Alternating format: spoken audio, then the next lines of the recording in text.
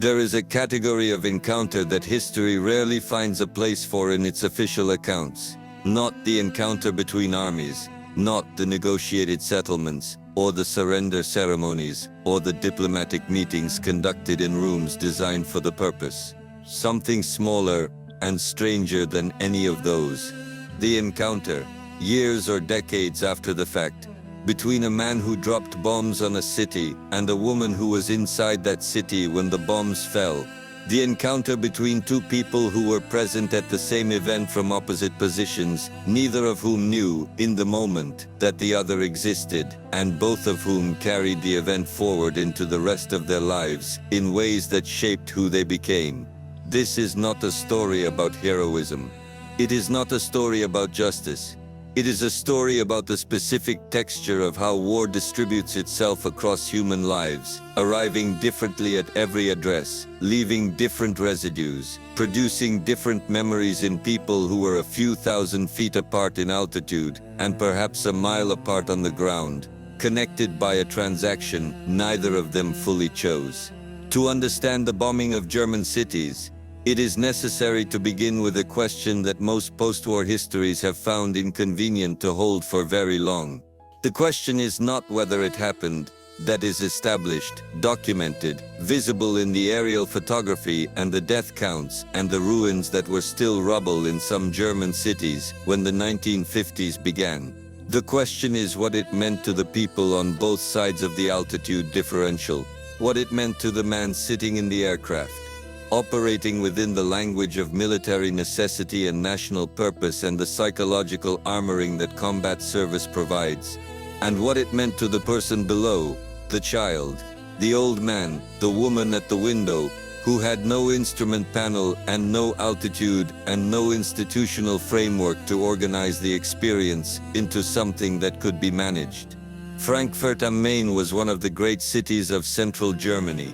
A financial and commercial center, a historic city whose old town had survived centuries of European conflict, a place dense with civilian life in the way that old European cities are dense, neighborhoods layered over each other, families in the same apartment blocks for generations. It was also, by the logic of strategic bombing, a legitimate military target. Its rail infrastructure connected it to the German war economy. Its industrial surroundings included factories producing components essential to the German war machine, and its destruction was therefore in the operational planning documents of the United States Army Air Forces and the British Royal Air Force, an instrument of legitimate warfare.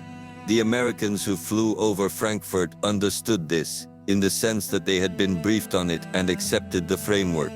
They were not, for the most part, thinking about the civilians in the buildings below while the bombs were going out, the immediate cognitive demands of operating an aircraft in defended airspace occupy most of the available attention. They were thinking about flak, about fighter intercepts, about fuel, about getting home. The civilians in Frankfurt understood none of the targeting logic. They understood the sirens. They understood the basement. They understood the specific quality of sound that bombing makes. The approach of a large aircraft formation carrying more combined weight than anything that flies in peacetime. The particular way the explosions sequence across the ground when a stick of bombs falls. The silence afterward, that is not silence at all, but the sound of fires beginning and structures settling. A child of 5 or 6 understands this differently than an adult does. Adults carry the cognitive framework of loss. They understand that a burning building is a building they may never enter again, that a neighborhood reduced to rubble is a neighborhood that will not come back, that people who were in certain buildings when the bombs fell may no longer be alive. Children carry something else. They carry the immediacy of the sensory experience, which is more vivid and less organized than what adults remember. The smell of burning mortar and brick and wood, which is unlike other smells, and which the memory retains with a fidelity that decades of peacetime living do not diminish. The adventure component. The bunker as a known space with a known social life, a place with dolls and neighbors and children's routines, transplanted into concrete. The American planes flying low enough to see, low enough to wave at, the pilots remote and unknowable inside their machines. Rüsselsheim sits just outside Frankfurt. It was, and is, a factory town. In the early 1940s, it was producing components for German military aircraft, which placed it squarely within the definition of a strategic target. It was bombed frequently. A 5-year-old girl who lived there developed her earliest memories inside the rhythm of raids and sirens and basements, a childhood organized around the regular interruption of ordinary life by the machinery of a war her parents had not started and could not stop. She found her mother one night, in a chain of women passing buckets, a human conveyor belt improvised against a fire that professional firefighting equipment could not address, because the professional firefighting equipment was overwhelmed, because this city and cities like it were burning faster than the infrastructure designed to manage fire could respond. No men in the chain. There were no men. The men were either at the front or dead or old, past the point of physical use. The women and the old people and the children managed what was left. She waved at the American planes. She could not have explained why. She was 6 years old, and the planes were low, and the pilots were men in an aircraft, which is a thing that commands a child's attention in the way that large mechanical objects in close proximity always do. She waved. The pilots, presumably, did not wave back. They were on a bomb run. The Americans who flew the bombing campaign over Germany came from a country that had built a specific moral architecture around the effort. The propaganda was present from the beginning, in the arms plants, where young men worked before they were old enough to enlist, in the slogans stenciled on factory floors, in the newsreel footage and the radio broadcasts that organized the enemy into categories of deserving and undeserving of continued existence. A young man who entered that environment at 17 did so as a creature of his country's communications apparatus. He believed what he was told, in the way that 17-year-olds in wartime believe what they are told by the institutions that have authority over them, because they have not yet accumulated the experience that would allow them to interrogate the framework from the inside. The Navy produced a specific culture.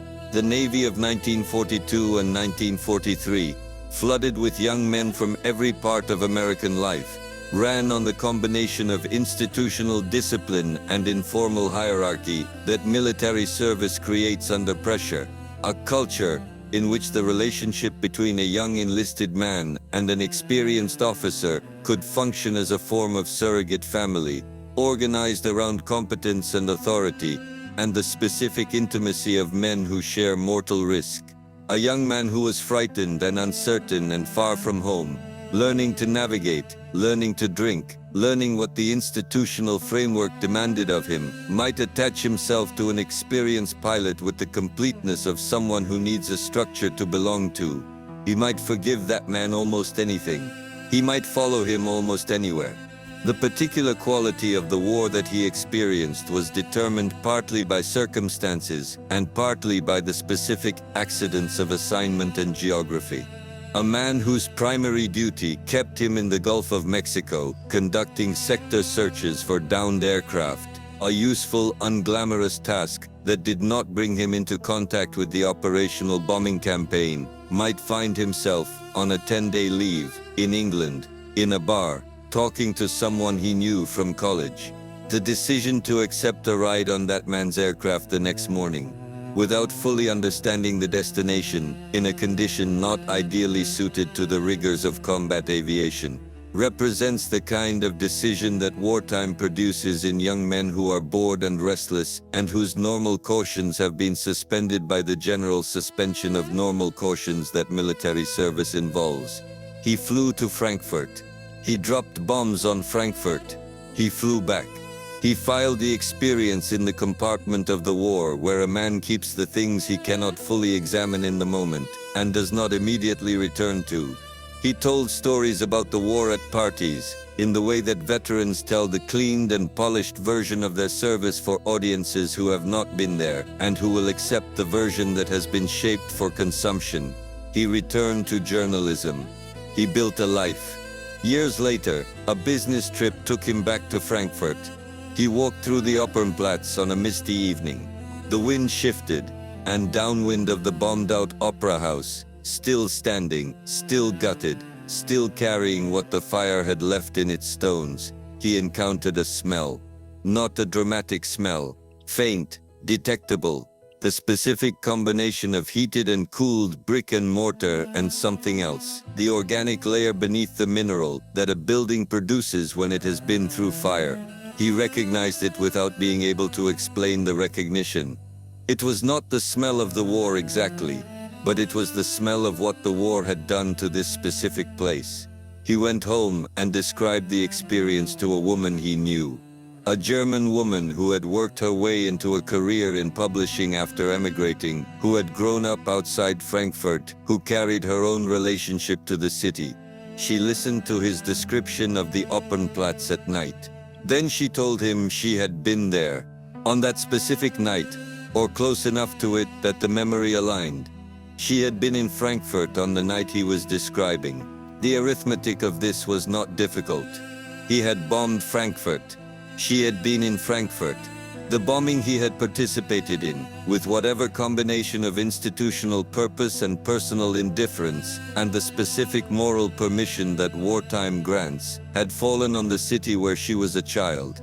The fires whose residue he smelled years later in the stones of the opera house were fires that she had watched her mother fight in a bucket chain. There is a word for this kind of coincidence, but the word is not adequate to what the coincidence contains.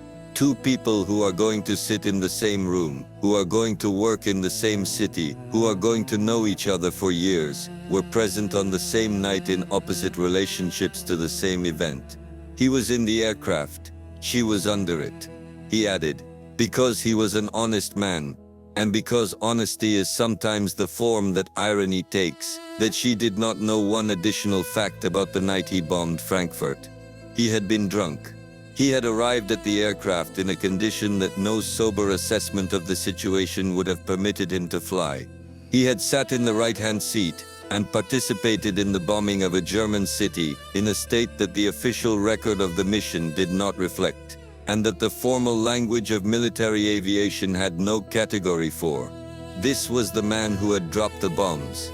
This was the condition he had been in. He was not, in retrospect, proud of this. He was not exactly ashamed either. He was honest about it, in the way that old men are sometimes honest about the things they did when they were young, and the institutional framework had suspended the normal consequences of bad judgment, honestly, with the specific self-awareness of someone who has had decades to look at the fact from various angles, and has concluded that the only thing to do with it is say it plainly. The woman who had been under the bombs had a different relationship with memory. Her memories of the war were not stories. They were sensory facts. The smell of burning mortar, brick, cement that has been heated and cooled remained vivid in a way that the memories of ordinary childhood do not remain vivid. The bunker as a social space, a neighborhood transplanted underground, the bucket chain, the Russian soldiers at the end of the war, advancing through a Germany that was retreating and burning everything behind it, her mother transforming herself with practical brilliance into a merchant, 7 sacks of sugar, airplane parts, parachute silk that would become blouses for years, goods that would sustain the family through the years when the economy had ceased to function in the way that economies are supposed to function. The Russian arrival was its own specific experience, carrying a terror that had been prepared for by propaganda and rumor and the specific ways that civilian populations in wartime absorb the information available to them and fill the gaps with fear. The rape that accompanied the Soviet advance through Germany was real and systematic. It was one of the defining atrocities of the European war's final weeks, largely suppressed in the Soviet Union's official accounts for decades, acknowledged gradually and incompletely in the West. A child of 6 or 7 in a village, through which Soviet troops were passing, would have known, from the sounds and the behavior of the adults around her, that something was happening that the adults considered too dangerous to explain. She would have been hidden. She would have understood the hiding without understanding its full cause. She would have been left with the fear without the knowledge that would have organized the fear into comprehension. And then within a week, she was sitting on the lap of a Russian general drinking beer from a small aluminum can. The same soldiers who produced terror in the night, produced, in daylight, family photographs and broken language, and the tentative gestures of men who were far from home and wanted something to be ordinary. She kept the aluminum can. She remembered them as kind. Both things were true. The silence about the Jewish question was something she carried differently. In her family, in her childhood, the word was not spoken. Her father had Jewish ancestry, enough that it had affected his relationship to the Nazi state, enough that his path through the war was complicated by that fact, but the family did not discuss it. The silence extended past the war. When she was 21, alone in a room, she found a book, photographs taken by Americans of what they found inside the concentration camps at liberation, and the world reorganized itself around what the photographs contained. She wrote to her father demanding an explanation for the silence. His response, such as it was, did not come for years. And when it came, it was still partial. Germany did not begin teaching this history in its schools until the 1960s. The silence was not individual. It was structural, a collective decision made by a generation that had survived through various degrees of complicity and compromise, and had concluded that survival required not looking directly at what the survival had cost. In 1962, mountaineering with her father and stepmother, she mentioned she was seeing someone. She said his name. Her stepmother said it was a Jewish name. Her father looked around at the empty mountain. There was no one near, no one who could hear, and said quietly, "Shh." She was 22 years old, and her father was whispering in the empty air to guard against a persecution that had ended 17 years before. She felt shame for his cowardice and sadness for him, both simultaneously. That was the generation she came from. A generation that carried shame and sadness in equal measure, directed at the same people, sometimes at the same person, sometimes at the same moment. What the bomber and the bombed share when they are finally in the same room and talking honestly about the same event is not resolution. War does not produce resolution in the people who lived through it. What it produces is a set of facts, some of which are in the official record and many of which are not.